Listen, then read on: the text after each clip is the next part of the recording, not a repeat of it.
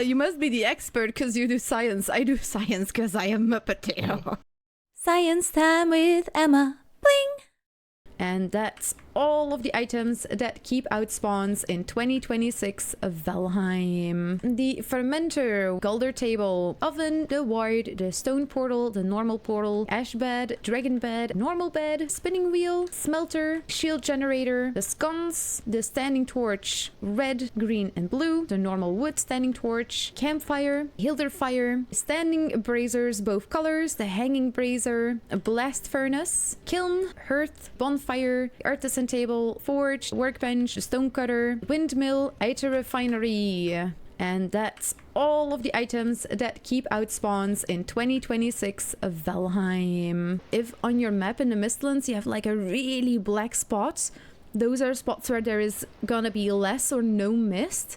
But if you do find that there is mist there, the chances are very high that there is either a POI or that there is the skeletal remains of the giant there, because they force mist there. So the mist there is slightly different from all the other mist in the Mistlands. But yeah, if you're ever searching for mist-free areas in the Mistlands, you can see them on the map here as well.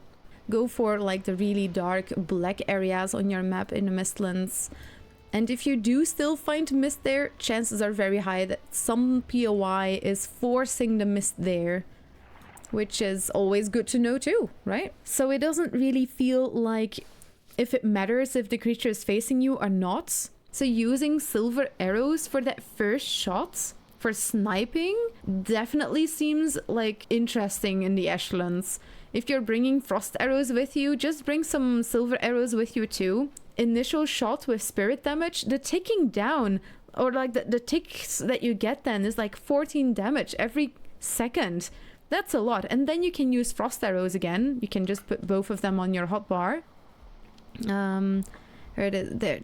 Right there. Like if I put them on my hotbar, I can just quickly switch in between them. If a tick is on you and you walk through a portal, you take that tick with you.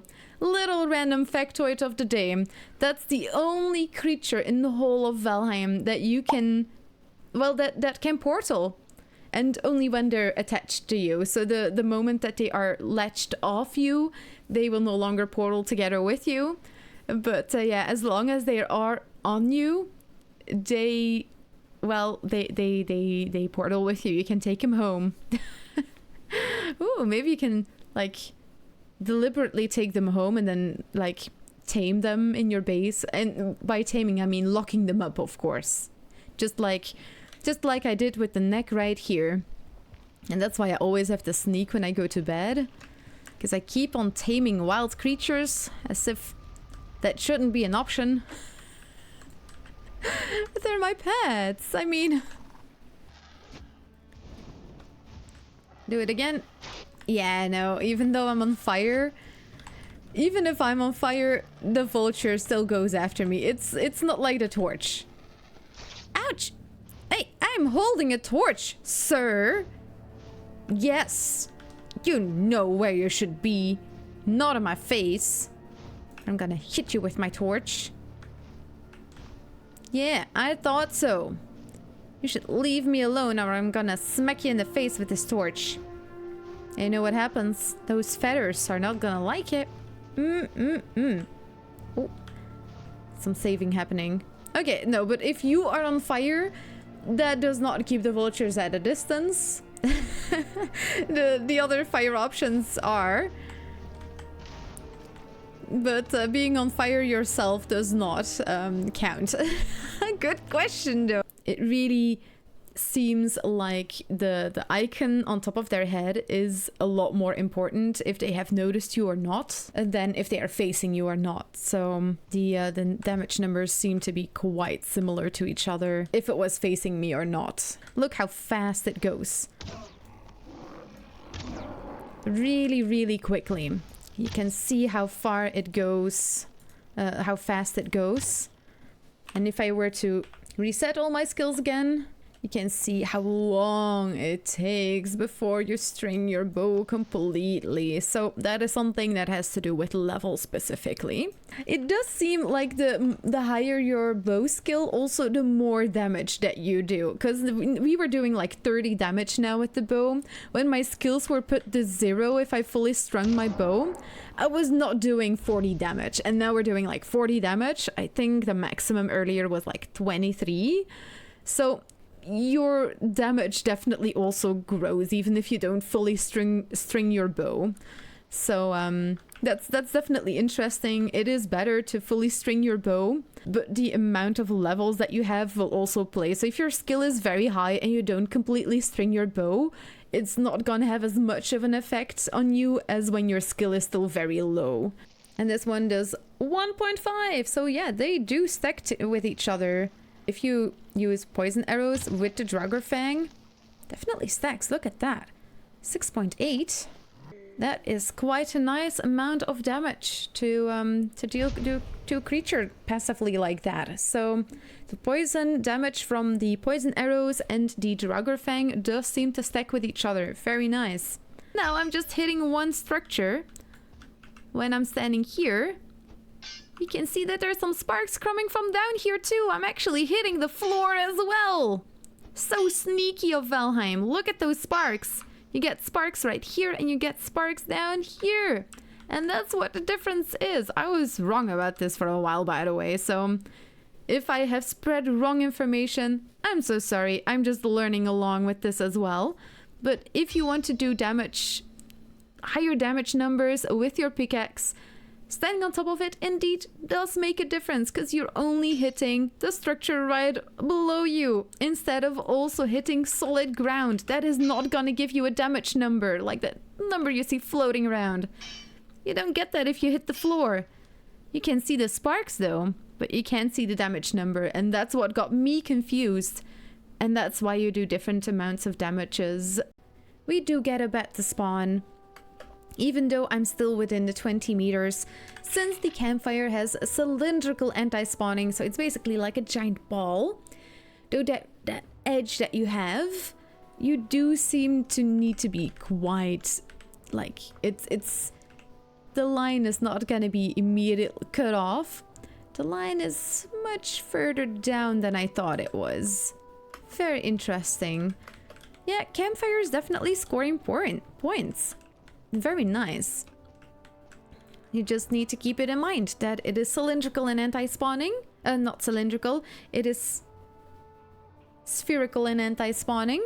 So if you were to build a tower or a basement, you do want to make sure that you have, like, you accommodate that. Because as you just saw, the bet did spawn in as I got too low, and earlier the bet did spawn in when I got too high. And I'm gonna add a break. Can also add that, so it's the same like with the colors. If you open that bracket again and you type in BR and then you close that bracket, you're gonna enter automatically, and you can do this as many times as you want, so you can create a lot of space in between texts as well. I'm just going to do it a couple times so you can see it. You can see how high the 20 is now because it's got all of these breaks underneath it. You can do crazy things with the signs in Valheim. You just need to know how. 4 meters from this wall to your house is a really neat distance. Then you have your moat on the outside, you've got a wall, and then your house on the inside. And you can just go all the way around with this. And we did this during the hardcore run. So you've got yourself a nice little safety nugget if an event happens. I mean, you can always go out and fight them, of course. But if you don't want to deal with that, you can also just not deal with that, you know? And then you can create a little safety nugget. Yeah, having a moat and then a wall is one of the safest ways. If you're doing a hardcore run, I definitely recommend doing something like this. So instead of using the beams, you use a gate. There you go. And then you can just walk over it. And the moment you have an event, you open the gates. Open the gate! And then they can't walk there anymore. Then it's all you know, safety. Creatures will attack these doors, so if you have some trolls that spawn, they might just go berserk on these gates. But it will be safe. You would just need to re-snap all of those snap points. But it does work. But the bats still haven't spawned. It is solid. It is solid. The only solid option that goes further than 20 meters now is the shield generator. It's the only one. All the other ones, it's not solid. Like the workbench, I kept on getting spawns to sneak through when I like returned or what. Like, it's so weird. Sometimes there were just animals there, and not every time, but sometimes they were there. Even when I upgraded my workbench, because that last region is just not safe. But the shield generator is actually 30 meters. It's the only one that actually has a further range. Okay, that is so cool. We might actually be able to use that for, like, maybe we can still make spawn proof. I need to make sure that something is supporting them underneath here. So I'm gonna raise the ground a little bit. That is so interesting. So yeah, the beginning area here is too close. They can still, like, kind of find a path across it. Not always, but sometimes. Like, look. But the moment you leave a little bit more space, like these, it seems to be good.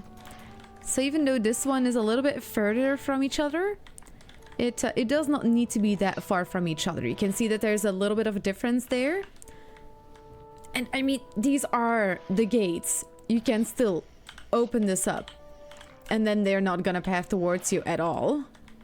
Ooh. Oh, and this can be like a pit that goes really far down with more spikes or something. But that's the beauty of this gate system. They don't seem to find a path across this, so you can still run over it.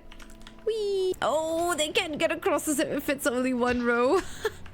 They will destroy it though. It has the same strength as wood or something. Look at that. Huh. Well, that is pretty fabulous. Whee! They can't get to me now. Oh, that is so silly. But yeah, just one row does seem to do the trick. Graylings and Grey Dwarfs don't seem to find a way across. That's nice. Not over the bone bridge, not over the comb bridge, and not over the golden bridge. Oh my god, I can't believe this is actually working. Oh, he's actually attacking something now. And he is standing on the bridge. Can you, like, step forward a little bit more? No? No. Yeah, these are working out fine. Loot hungry goblins, but definitely a normal bridge. Yeah, this is a normal bridge. Yeah, you can see it. The chests are by far the most popular one. They want to attack it, but if they can't reach it. Although we had trolls earlier and they went for the black marble rather than this. Yeah, look. Nice. Okay, they got the bone bridge. It's super easy to make though. It's like 10 seconds work. So if they destroy it, you don't need snap points, you don't need anything. You can just place it again. Oh, they got one of the chests. Nice. Also a good one, the iron railing. Oh, very nice. Look at them go. The signs have been unnoticed until now. Okay, now that that's broken, who are you gonna go for? Oh, the ladders. I would do that too. I would focus on the ladders, to be honest. No one likes the ladders. Oh, it works! It does. It works. Nice. So yeah, if you use bones to create a flat roof, you can use it to get your rested buff, you can get sheltered, because yeah, underneath here you are sheltered. Sometimes it just happens you don't have that one single branch you need to pop on your fire. If you're sheltered and you were to stand by your forge and use it, you can get your rested buff. Mwah. Chef's kiss, I love it. It's such a silly little thing, but just using the forge, look, click, and I'm resting, just using it does the trick. I can also grab my hammer and go to a building structure that needs it, needs the forge. And there we go. Resting again, just because I have a structure in my hand that needs the forge. It's a pretty cool, nifty factoid to know. If you have a swamp base, just put your wisp fountains there, and then you're gonna have a spot where you can always get wisps, because it always rains there. So even if it's day, you're gonna get wisps there. Did you learn something new in this video and want to show your support? Be sure to like and subscribe, and be sure to check out this video. You're absolutely amazing. Dag